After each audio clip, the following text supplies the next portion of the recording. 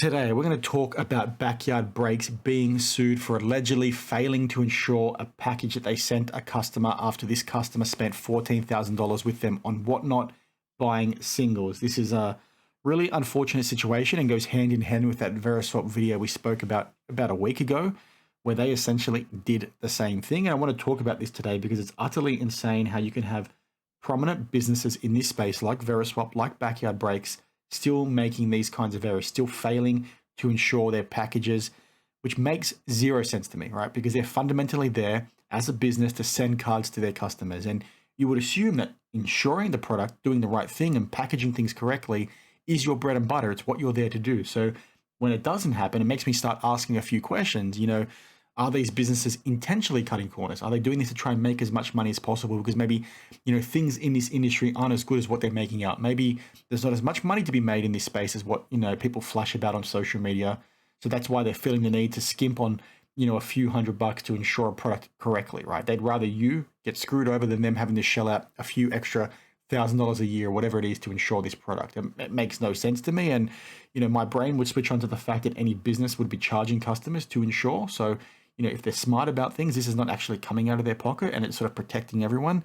But it seems time and time again that these things aren't happening. And I just don't understand why this penny pinching, is happening. So maybe you guys have some suggestions down below. I'm going to talk about the lawsuit now, but I want your thoughts as always, because again, you guys might say, well, they've just got idiots working for them. And that's entirely possible considering all the shithousery that we've seen exist within this industry over the last 5 years that I've been making videos. But I just don't get it. It's your bread and butter to ship cards to people and you're still fucking it up. Make it make sense, please, guys. Now, this was brought to us by Auburn35. He tagged me and a few others in a Twitter post earlier today. I've just got back from work, so I'm going ahead and recording it now. And what it alleges is that this individual spent $14,000 with Backyard Breaks on Whatnot. They bought a few high-value cards. I don't think it was a break specifically. I think it was to purchase individual cards, as it does say over here on these 3 dates. And then Backyard Breaks, mailed them to the customer, but they failed to ensure, proper declared value on the product itself. So what goes on to say over here is that UPS confirmed that the packages were not delivered and settled a separate claim with the painter for $300 due to the declared value error, i.e. the value of the, contents were only set at $300. Now, it then goes on to say that this amount does not offset the responsibility of Backyard Breaks to refund the full amount as the goods were never delivered. Backyard Breaks, and this is where it gets a bit spicy, acknowledged the issue allegedly and then initially stated they would offer a refund, but then later refused to act. Now, what we have seen in the past and what we can confirm is that Backyard Breaks has been seen on camera saying they're going to do something and then not going ahead and doing it, right? With that whole gold kaboom, I think it was a Trevor Lawrence kaboom back in the day. They've said they're going to give it away and then they backtracked and the like. We've known these guys to do some shady things in the past. There's lots of allegations about them on the internet.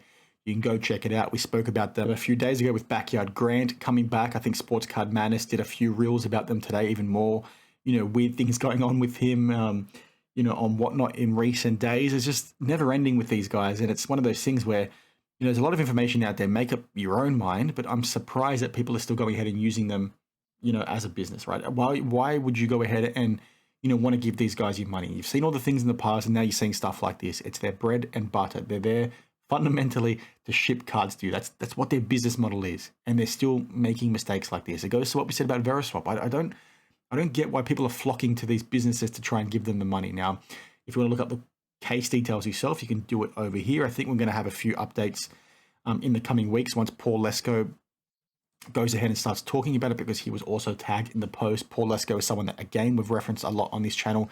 He's essentially everybody's favorite hobby lawyer. He's always talking about hobby, court cases. We've referenced him a lot, like I just said. So, he'll sort of share more information. This was only filed on the 4th of April. So, just under a month ago.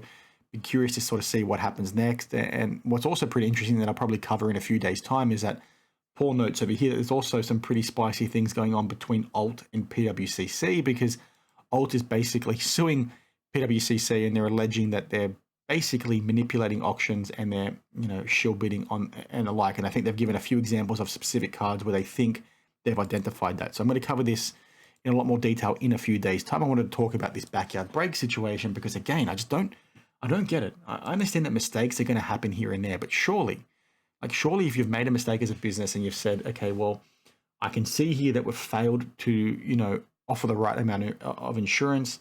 14 grand's a lot of money. We're going to have to come up with it. But you know what? You're a customer of ours. We want to look after you. We're going to pay it out of our own pocket, right? We're sorry that this happened, but we're going to, fix it because we stuffed up. But, the allegation is that hasn't happened. The allegation is they've gone silent. And if you look at that Veriswap situation, the same thing essentially happened there. You can have, you basically have this large business that's, being promoted by so many content creators like Sports Card Dad in the past. There are tons of others that I can't think of right now. Jeff Wilson is one of them that still promotes them.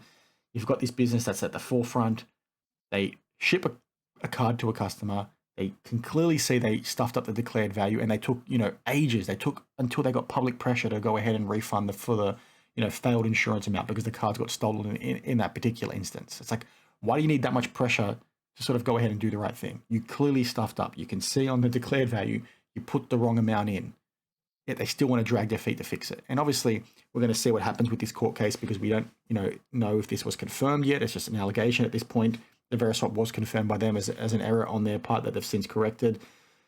But it's one of those ones. It's like, guys, why are you still spending your money with these businesses that clearly are either so incompetent they can't do what the fundamental offering is for their business, and that is to ship cards to you as a customer. They can't do it right, clearly. Or they're doing this intentionally because they want to try and rip people off and they want to try and make money hand over fist, and they want to milk you as dry as they bloody can. It's like, guys, when are you going to sort of wake up and smell the bloody roses? So anyway, share your thoughts down below. I just thought that was pretty interesting, and unfortunately not that surprising these days because it's happening time and time again, and it happens, a lot. And when, Whatnot sort of allows breakers on their platform, they allow breakers to sell breaks, they allow breakers to go ahead and sell singles, and then something like this happens. It's like, why aren't you holding them more accountable? Like, guys, sort your shit out. So anyway, share your thoughts down below. I've actually got a pretty cool pickup here. Two things I want to quickly show you guys. This one, I think I've shown before when it was sitting in my Ship My Cards account, but it's actually a ticket to Australia versus Japan from the FIFA World Cup in 2006 in Germany. This was Australia's opening group game, and like you guys can see in that label, Australia won 3-1, and it was actually Australia's first, second, and third ever World Cup goals. Now, unfortunately, I couldn't be there at the time because I was only 16, but this ticket represents probably one of the most important moments in Australian sporting history. The Socceroos are essentially a household name, but what sort of happened in Australia is despite having, phenomenal athletes playing, in the best leagues around the world, we'd always fall at the final hurdle. We'd always fail to qualify because we'd choke or, just drop the ball when we sort of needed to. And we lost so many games that were unlosable, and we sort of just beat ourselves at times. And, it was sort of a big deal to finally break that duck. And, I think the first World Cup we ever qualified for was 1972. This was the second. I can't recall if I just mentioned that. So to sort of have this and then win that game the way we did, we were losing to Japan 1-0. I think Tim Cahill scored the first goal, I want to say in like the 80th minute, maybe a little bit earlier than that.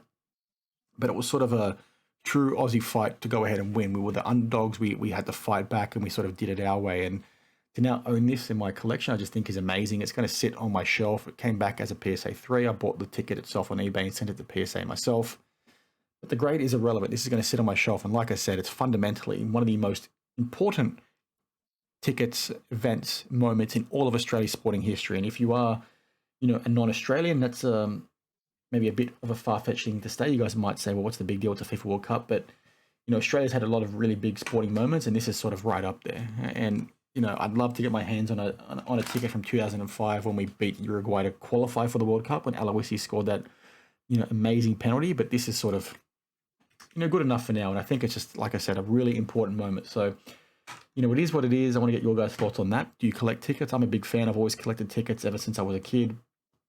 Irrespective of what the event was, I went ahead and sort of chased them because I'm a degenerate collector. It's what we go ahead and do, right? We go ahead and do them. So, yeah, I'm rambling. I'm taking another card now that I want to quickly show you guys that actually came in the same mail day.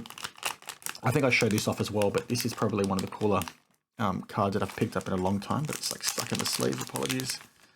I'm probably going to send this off to PSA once they actually open up submissions again to Aussies and to non-US citizens. But it's this Frank Lampard over here, soul of the game from Flawless Soccer, the only year they released Flawless Soccer.